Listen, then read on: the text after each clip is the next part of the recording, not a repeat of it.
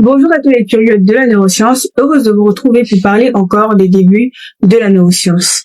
Si toute évidence paraît comme vérité, autrefois, les évidences ont conduit à de fausses théories en neurosciences. Parlons-en dans cette édition.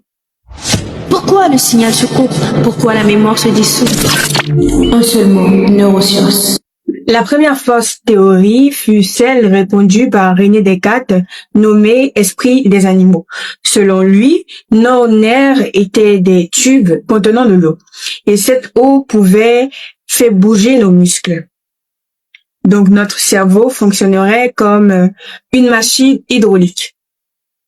Des années plus tard, c'est-à-dire après le XVIIe siècle, Galvani va mener des recherches pour démentir cette affirmation, prouvant que nos nerfs sont plutôt électriques. La deuxième théorie qui retiendra notre attention est celle répandue par Golgi. Qu'est-ce qu'il disait? Pour lui, le cerveau était un réseau continu, donc sans cellules séparées. Pourquoi ce fait paraissait évident et donc une vérité à l'époque? Déjà, Golgi était un scientifique renommé, donc ce qu'il dira pourra être considéré plus vrai que faux. En deuxième lieu, son microscope était limité. Troisièmement, on remarqua que ce dernier utilisait une coloration floue, ce qui induit à cette erreur.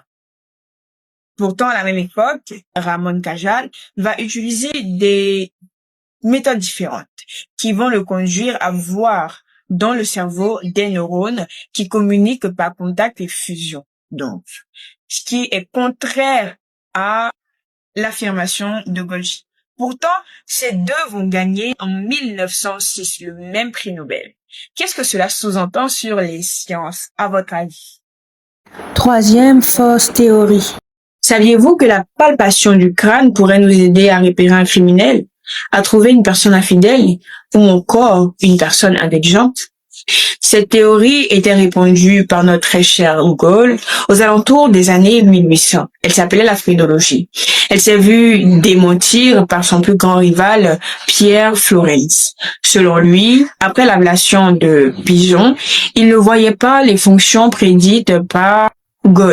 Alors, ce qu'il affirmait était faux. Mais est-ce que cette théorie était totalement non serviable? Bien sûr que non, parce qu'elle a donné naissance à ce qu'on appelle aujourd'hui en neurosciences la localisation fonctionnelle. Merci d'avoir suivi cette troisième fausse théorie affirmée par certains grands docteurs scientifiques ou personnalités.